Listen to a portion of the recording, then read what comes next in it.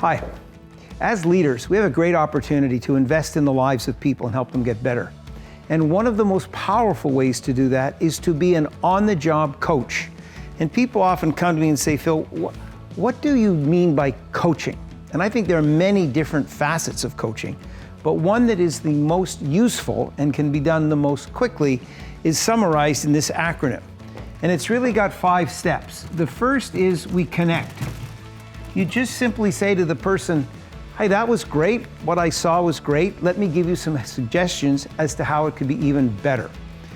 So the second one is that now that I've connected and the person realizes I'm not going to come down on them like a ton of bricks, but I actually care because there's a little bit of human connection, you then say, this is what I observed. So here's what I saw you do. And you have some chart like that, for example, that illustrates their behavior. It doesn't matter, just a symbol that illustrates their behavior. But this is what I saw. And the point here is when you're coaching, you don't want to say, this is what I think. This is kind of what people told me. You want to be able to say, this is what I observed. And then here's how I assess that. This is what we expect. This is what I got. So you got close here. Well, you were quite a long ways from there, close to there, but you actually did not really perform to standard. So what I observed was something less than what I would like and what the organization expects based on my observation. The fourth one is clarify.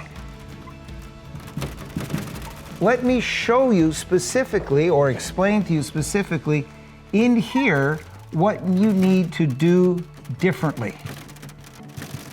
So it's not sufficient just to say, what I saw was this and you fell below standard, you should have been more thoughtful. What you have to be able to do in your coaching is say, and the way in which you could be more thoughtful is to do it this way. Help them understand what to do differently. And then finally, the H is how, because sometimes when we tell people what to do, they don't actually know how to do it. So I tend to say, and here's how I would have done that. Here's how I would have implemented the behavior that I'm recommending you do.